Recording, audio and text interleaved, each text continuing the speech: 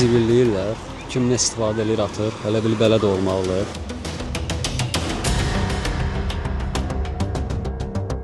Xəndəklərin qazılması mən fikirləşirəm ki, qanunsuzdur.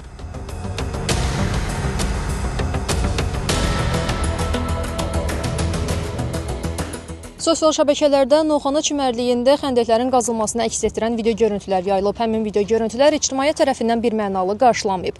Məsələnin səbəblərini araşdırmaq üçün ilə həmin ərazidəyik. Onu qazırlar ki, o uşaqlar, bax buradan çimərlikdən gedən, qaçan uşaqlar gedib orada maşın onu vurub öldürməsin. Bax ona görə qazıblar. Bəs pul alınır həmin maşınlardan?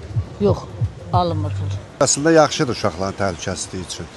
Maşınlar girə bilmir, motosikletdir, müəyyən nəqliyyat vasitələri girə bilmirlər, bu daha gözəldir belə. Maşının burada olmağına ehtiyac yoxdur, ancaq problem yarada bilər insanlar üçün. Zibilləyirlər. Kim nə istifadə edir, atır. Elə bil belə də olmalıdır. Dəniz qırağına insanlar istirahət, dincəlmək üçün gəlir. Kimlərsə buradan yəni maşın sürmək üçün istifadə edir. Biri motosiklet sürür, elə biri maşın sürür, biri narahatçılıqdır, qaracı. Vallahi mən hal-hazırda maşını yuxarıda saxlamışam. İçəri girmədiyim üçün bilmirəm pul alırlar, almırlar. Əslində normalda heç oturacaqlara belə pul almamalıdırlar. Baxıram ki, harda oturum. Dəhşət bir vəziyyətdədir. Yəni çox bərbad bir iyi gəlir. Bu da ki, əlavə yerlərdir. Dağılıblar özləri hər özü üçün biznes yaradıblar. Pullu yerlər olmalıdır əlbəttə ki, mən pulsuz yerlər də olmalıdır.